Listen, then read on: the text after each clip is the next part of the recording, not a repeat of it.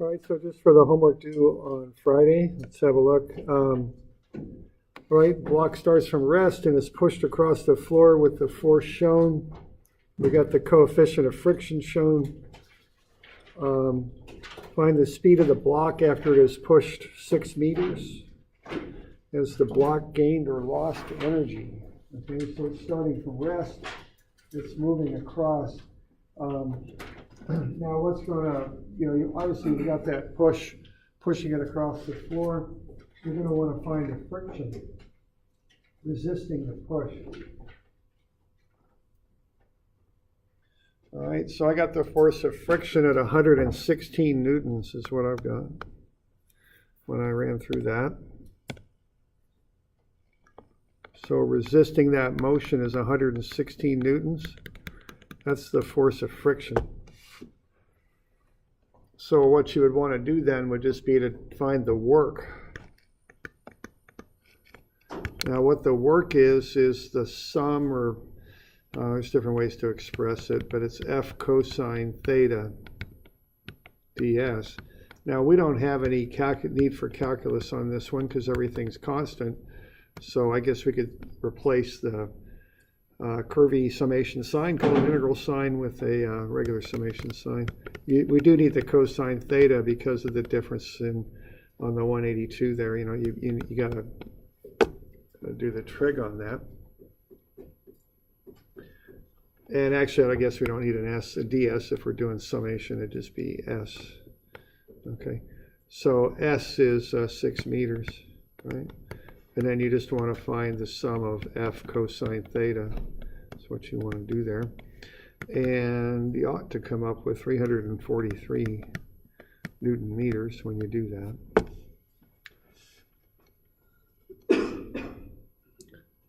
Do we have any questions on that?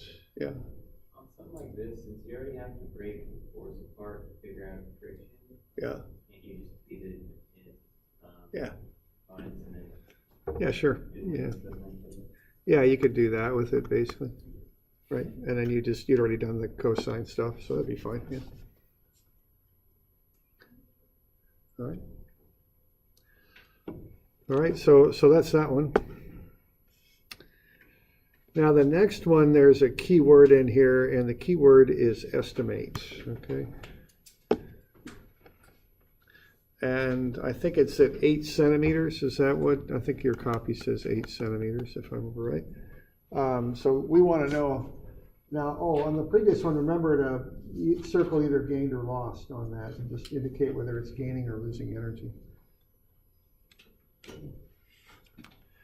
Now this next one here, we want to estimate the work done to the ball work done to the ball after it's displaced the shock absorber 8 centimeters.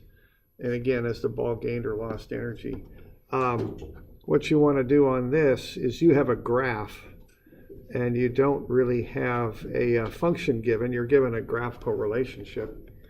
And that's something to realize, when you're working in textbooks, normally you have nice smooth curves, and often they have nice easy functional relationships between two variables. But when you start working, you're going to start collecting data off of some sort of devices, data collectors of some type. You're going to get data that is not pretty, it's not going to be nice smooth curves. They're not going to be y equals x squared. It's not going to be stuff like that. It's going to be graphs. So you have to work with the graphs as opposed to the more formal style of calculus and things that you might do with nice clean functions. So if you want to figure out the work there, and the work is the sum of the force times the displacement, how are you going to do that? If the keyword is estimate, what would you do? estimate the area? Yeah, I think so. So you're going to want that area right there.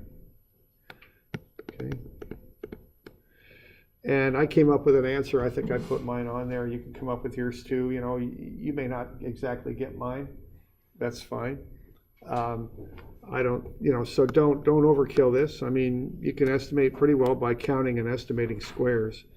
Each little square there has a certain area that's equal to work though, right? It's 0.02 meters by 10 newtons, okay? So you can figure out how many Newton meters each square represents. and you just find the area there. Remember, don't go to the end, go to 8 centimeters. That's what you'd want to do there.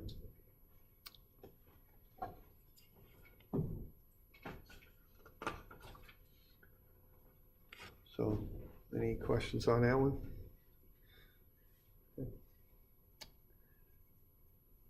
And that's kind of a transition when you start working. Things aren't, they're not these nice, clean, functional relationships anymore. They're graphical relationships that you pulled off of, off of your experiments and things that you work with.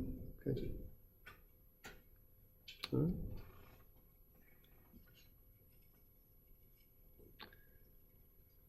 Okay.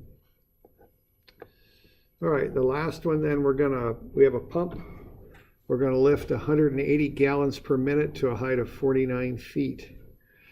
All right, so typically what happens with a pump, you might have an intake tank here. I might go into the pump, and the pump will lift the water up into another tank. It's fairly typical, something like that. So what, we're going 49 feet. And we're moving 180 gallons in a minute.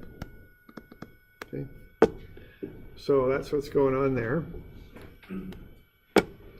The pump is 90% efficient. We want to figure out the horsepower rating of the pump's motor and also the energy input into that pump. All right. So that's what we got. All right, so we want to find power. Now what that is work over time. It looks like we're in the what I call the English system, which is the imperial system. That's pound foot per second, I guess. That's how I would look at power. So you got to figure out pound, feet, and second. All right, now this is one of those things where you really want to look at units, and this is kind of how how you translate from mechanical work that you're going to do and power that's required to sizing motors and pumps and things like this. You just look at the units and be sure that you end up with something in pound-feet per second. Okay, so what I noticed there is I got 180 gallons that's moving in a minute. Now that looks like I got the right unit on the bottom, right? Because I kind of remember at one point in school I used to tutor math and physics. I wasn't a physics tutor, but people had asked me physics questions, and I honestly couldn't remember much of the physics I'd taken. But one thing I remembered was units got to work out, and I was able to do 90% of the physics questions people had because I knew units had to work out. It went okay. So I've got gallons per minute, and I want to get to pound-feet per second, okay? I know that. So I usually put my target over here, and then I put what I got on the other side, and I just kind of figure out how to get there, okay? So what I'm seeing here is I got to move 180 gallons in a minute.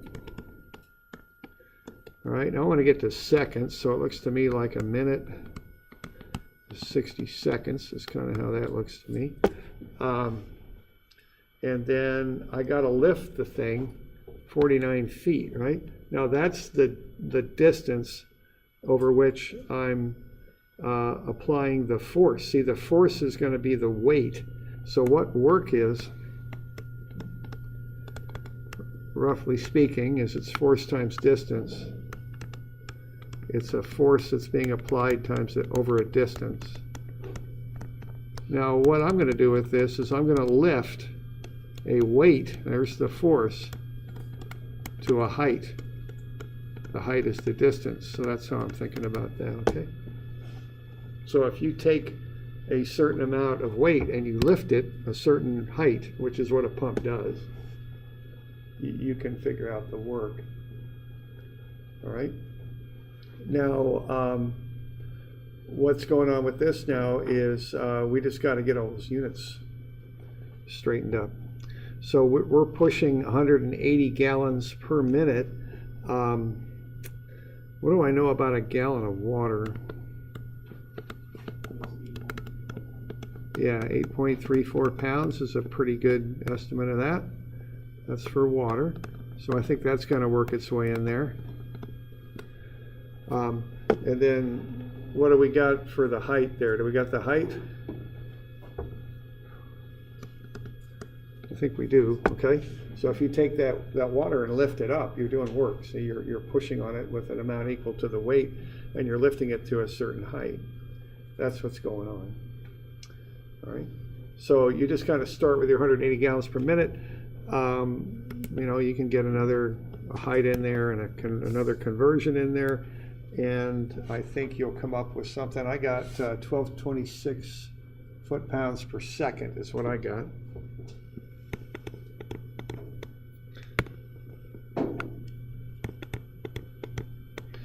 All right, and then I got 1226 foot-pounds per second. And then I can convert that into horsepower. And it's not a whole heck of a lot. It's 2.23 horsepower. Okay. Now that's how you rate motors on. I'm sorry, now? There's a magic number for that. It's in the handout. It's 33,000 foot-pounds per minute, and it's also 550 foot-pounds per second, if I remember right, is a horsepower.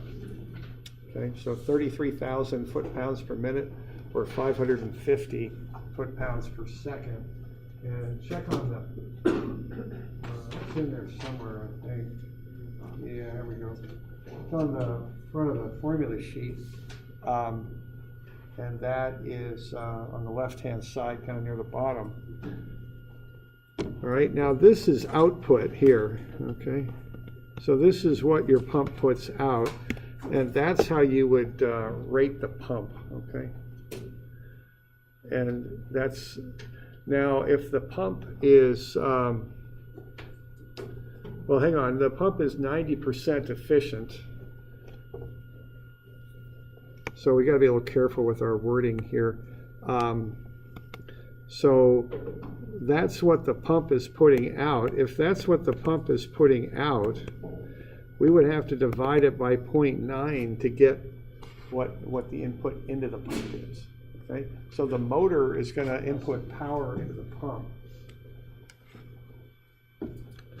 And then if we want to get that into kilowatts, we have another conversion there, 0.746 kilowatts in 1 horsepower. Okay. Honestly, no, see what we have there is what the pump is required to output. So what we're interested in is what's coming into the pump. So we're going to get 90% of whatever we put in the pump, we're going to get 90% of it out. So if you're going to kind of reword that in English, 2.23 horsepower is 90% of what? Yeah. Oh, okay. Okay, that's all. Okay, so we want to divide that. Okay, so actually the output by the pump is 2.23. The kilowatt of input would be found when you divide the 0.9 out of it. Okay.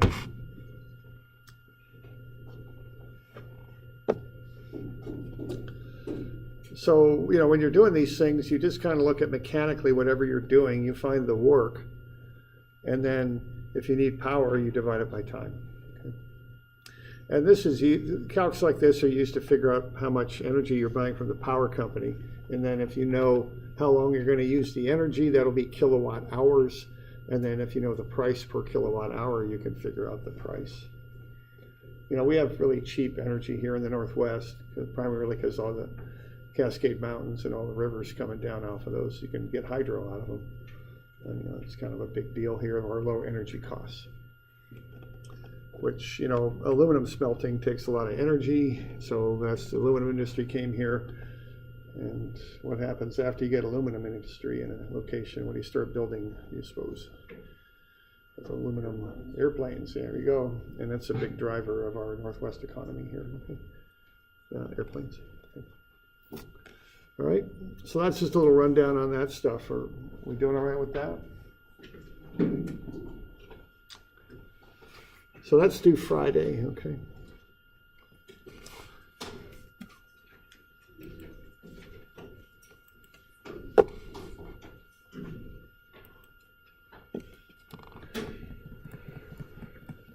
All right, now this WorkEnergy stuff, you can use it to analyze systems. And the analysis is based on what's called conservation of energy. And the idea with this is you can track energy throughout a system, and you could use this type of analysis to figure out things about the system, kinetic type things, velocities, and things like that. So you can look at the setup as far as a WorkEnergy analysis and look at the total energy that you start with. And for us, in our mechanical systems that we're dealing with in this class, that'll be potential, which is weight times height. It'll be spring energy for linear springs, 1/2 ks squared, and it'll be kinetic energy for motion, 1/2 mv squared. So if you think about the total amount of energy, I think about it like bank accounts with money in them. I might have money in three different accounts to get the total amount of money I've got, which actually we're talking energy here, not money, but you know, if you use that analogy, you add the three accounts together to get the total. That would be our initial energy. Then you look at what goes out or in of your system, outside or inside of your system, which I guess would be the bank. So if you're spending money, that would be negative work, okay? If you're making income, that would be positive work. So if we're looking at a car going down the road, okay, and let's say we've got a car on a hill, all right? We got friction on the car, that would be negative work. If we've got, because that's outside the system, what that does is that turns into heat and then it dissipates and it's gone, we've lost it. If we've got wind blowing the car down the hill, that would be positive work. That's from, again, outside the system of just our car, and that adds energy, okay? So I think of friction as being like spending money. That takes energy out of your system, or in the analogy of bank accounts, that takes money out of your system. Wind is getting income. That adds to your system. Now, if you analyze this system, by the time you've got the car to the bottom of the hill, the energy is going to be in different states. Probably some of that potential is going to convert into kinetic, is probably what's going to happen. All right? So you're going to have different speeds and different heights and that sort of thing, but the total energy you can still track, and you can figure out what category it ended up in. Okay? That's how I analyze these systems. So it's a little bit like you know, that F equals ma stuff, where I was telling you, just put the static stuff on the left and the dynamic stuff on the right and watch your signs, and just stick with that and it'll work out. It's kind of a similar thing. Here's a method to do this stuff with, is what I'm trying to show you, okay? And this works for mechanical systems. Now, if you're into something like physics or something like that, you probably got very open-ended situations where you got lots of different potentials for work and energy.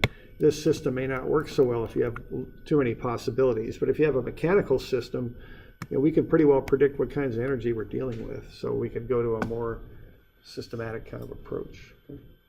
So that's what I'm trying to do, all right? So I just treat it like a ledger with accounts on it. So this first one here, we did this example in class. You know, we've got this block here. It has a speed, so we could find the kinetic energy.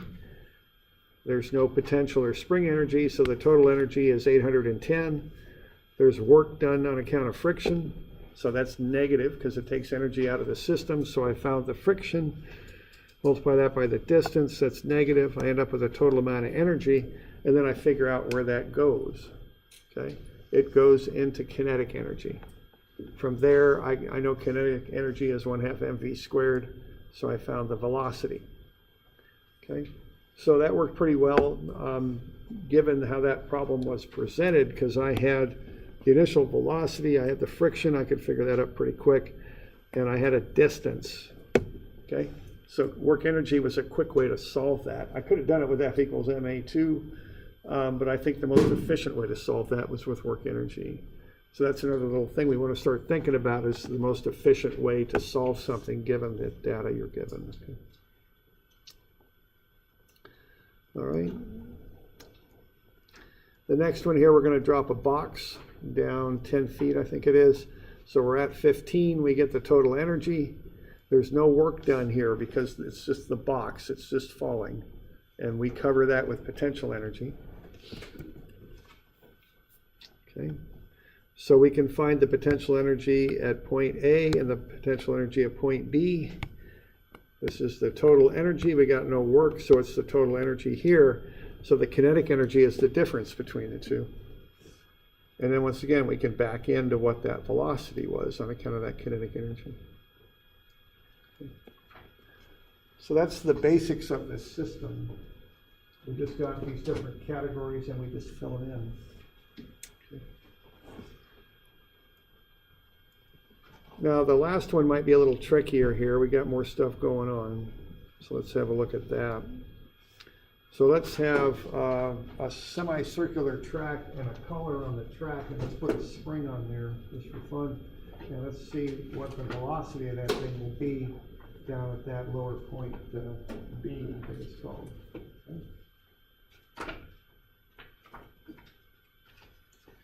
So this will be the same sort of approach, just a little bit more complex of a problem. This is 440, is what it is. We've got that initial velocity there at 1.4 meters per second, and we've got that spring that's going to pull in a little bit as that collar comes around the track. Got the radius of the track. Notice the up arrow. So the track is in the vertical plane. Keep that in mind for the test. You know, the vertical plane is up and down like you're next to a wall. Horizontal plane is like a flat table. I've gotten pretty well, so when I have things in the vertical plane, I put an up arrow on them just to be real specific about that. The up direction often affects how gravity works in a system, so it's important to define that. All right, we got no friction. Mass of the collar is 0.7 kilograms. The spring constant is 7.5 newtons per meter. And the unstretched length of the spring is 0.6 meters, okay? So there we go, we get the weight of the thing. So we're gonna do an energy analysis on this. Now, I'm gonna do an energy analysis for a couple of reasons. One thing is that energy is treated like a magnitude, okay? I don't got to do vector stuff when I do energy analysis.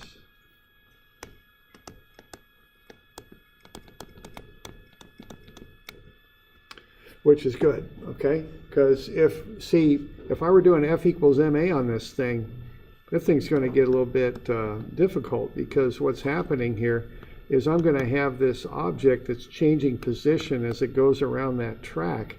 That spring is going to have a different angle with the collar as the collar moves. And that would be very difficult to try and do that with F equals ma, because both the magnitude and the angle of the force change as the collar moves. And that's going to be pretty tough, okay, to figure that out F equals ma style. Now, when you do energy, though, it's pretty straight up, because you don't have to worry about all the vector stuff with energy. Your system will be the collar and the spring. And you can just go ahead and analyze that simply using magnitudes, all right? We don't have to do the whole vector thing that you have to do with F equals ma. So the system will be the collar plus the spring. And we're not going to worry about the weight of the spring, just the weight of the collar. All right. So I start off just by getting the weight. All right, now if I'm doing energy, I got three things I got to deal with here. Okay, and what I got to deal with is I'm going to have to deal with potential energy.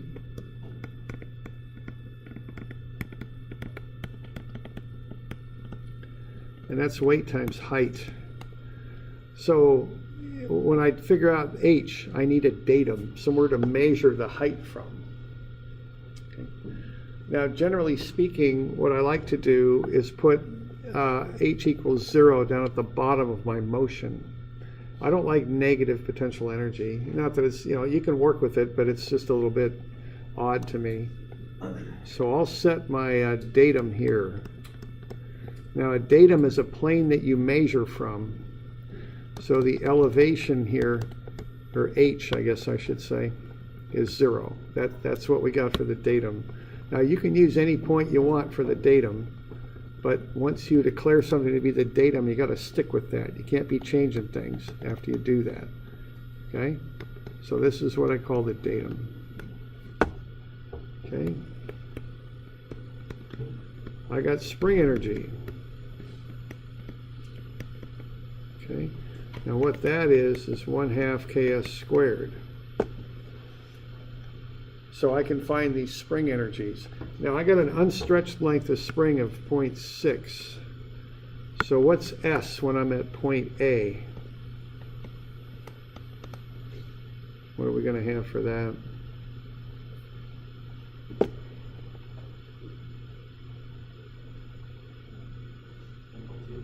Yeah, it's 1.2, and I just want to caution you on this because we got 0.9, we double that, and we get 1.8 across. That's the diameter. So we're going to take 1.8 minus the unstretched length. It's 1.2 meters. See what S is the amount of stretch or compression in the spring. It's not the length of the spring, it's how much it's stretched or compressed. So you got to look at the difference between what your spring length is and what the unstretched, uncompressed length is. Okay? So that's kind of important. And then we've got kinetic energy, okay?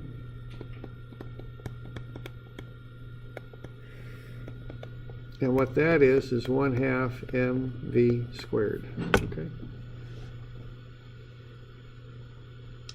So what I'm going to do is I'm going to pick out a point where I know what's going on, and I know what's going on right there. I can get the spring length, I've got the velocity, so I get the kinetic energy, and I can figure out how high I am above point B so I can get the potential energy, and I'll identify how much energy I've got in that system. That'll be the strategy here. All right. Now to do that, I got to do a bit of geometry. So we doing okay? We got any questions on this stuff?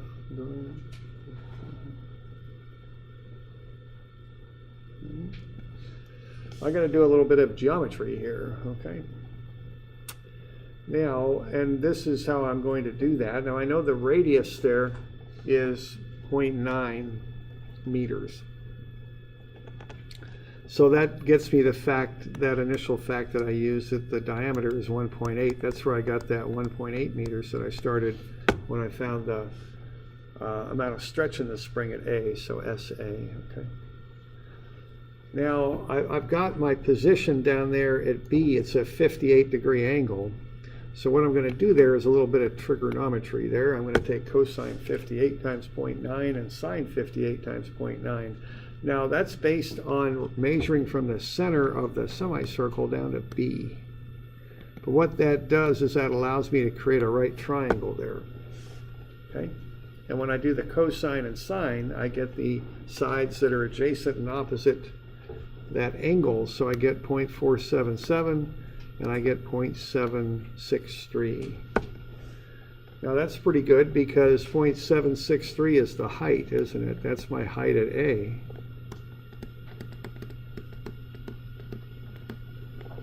And then what I can do now is I can use that 0.477 and I can use that to find the distance, how long the spring is when the color's at B. So I got C and B, and what do I got here? I've got 1.377 now, right?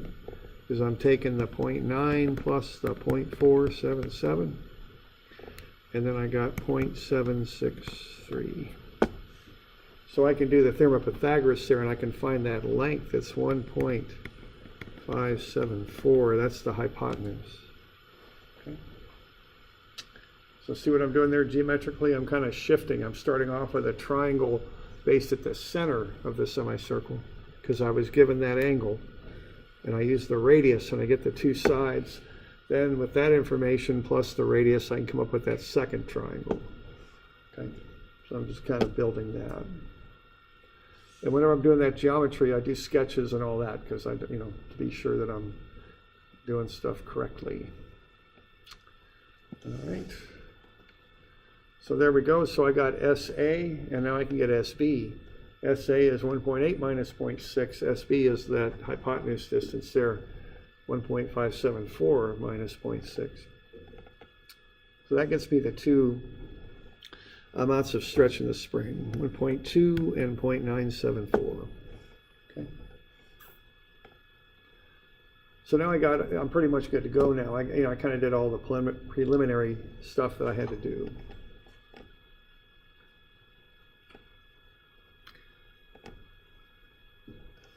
All right. So now I can start filling in the table. Okay, so I got that table down there. So why don't you put the potential energy at A and the spring energy and the kinetic. Why don't you get those three in there and see what you get. And then we'll have a look and let's figure out how much energy we've got there.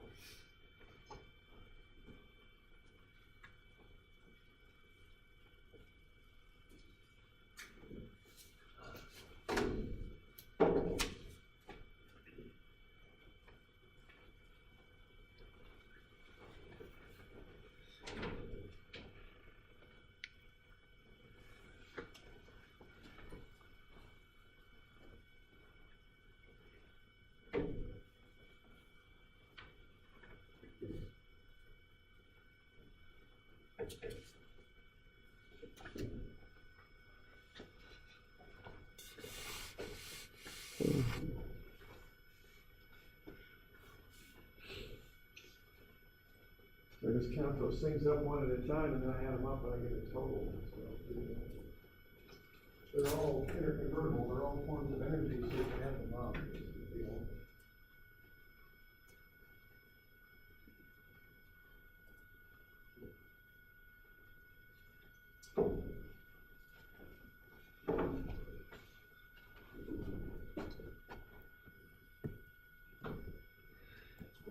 Yeah, I think we're getting to 11.3 or about 11.33.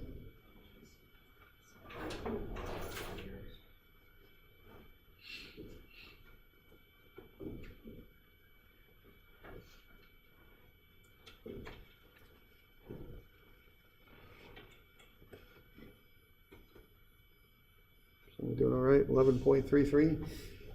Let's sum everything up. Okay.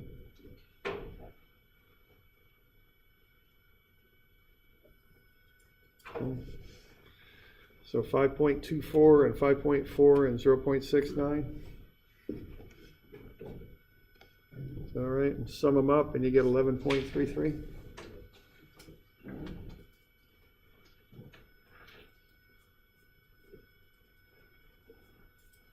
All right, and then we're going to take that collar and we're going to come on around from A to B. Okay, so if our system is the collar and the spring, is there any work done there as we go from A to B? Have a look in the problem statement, look for things like friction and stuff like that. We got anything going on that'll cause work outside that system? Okay. Yeah, it turns out there's no work.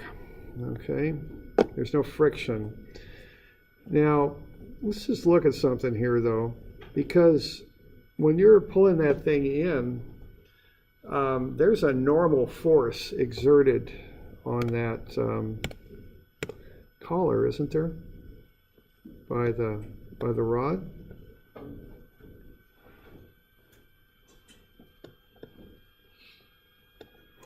With me there?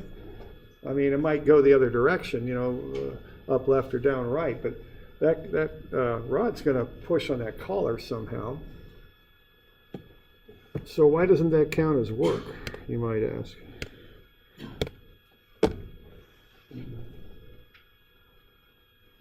Because it's a force, and that thing's traveling a distance.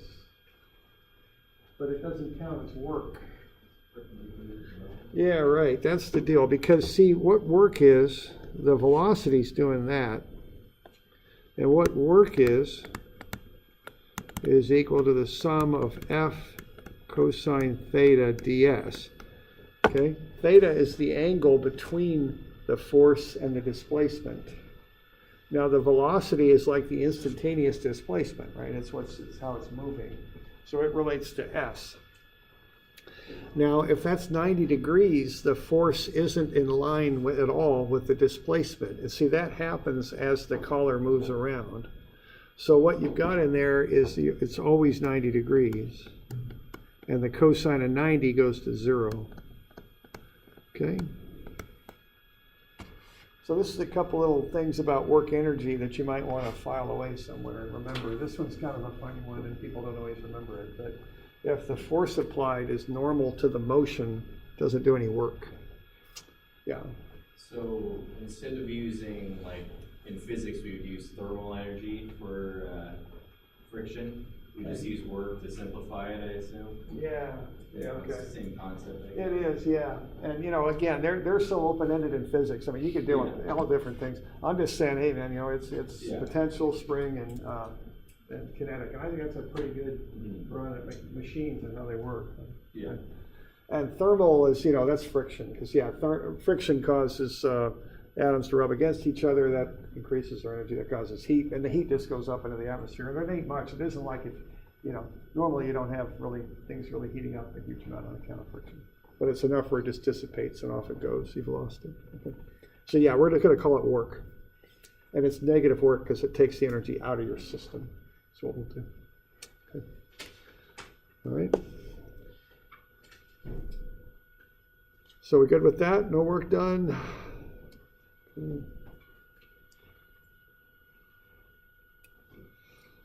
All right, so no work done. So that's 11.33 for the total amount of energy at B. And then we just want to fill in what we can for the potential in spring at B, okay? And that shouldn't be too hard because we're down at datum. We got no potential. And we got the length, it's 1.574, so we can figure out the spring energy. So the next step is to get those two boxes filled in. 0 for the potential and 3.56 for the spring. Okay?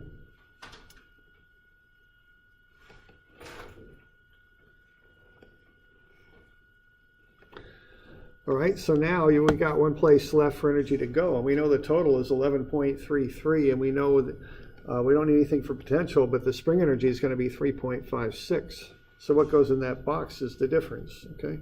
Because we know this column has to add up to be 11.33. That's how much energy we got. So we can back in and figure out what that number is there, see? 7.77. And then we know that's equal to 1/2 mv squared, so we can back into the velocity. That's how this works. Okay.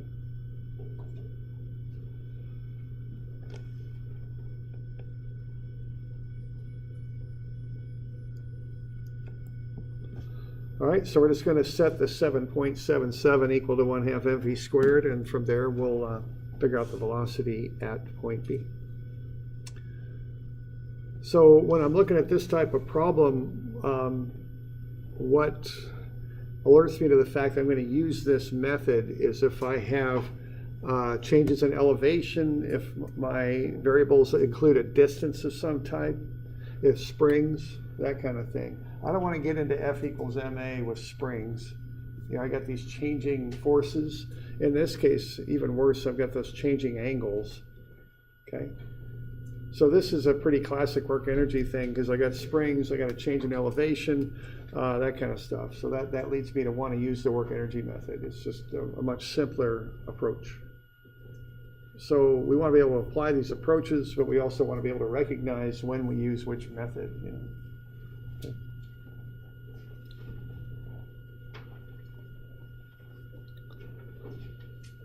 So we're good with that.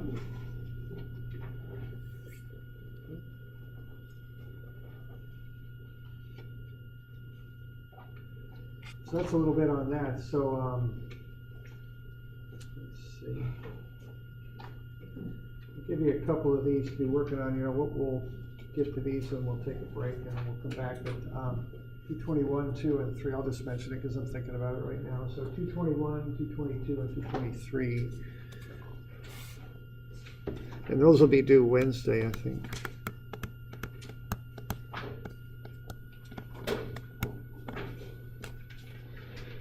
And that will be the 1st of May. Okay.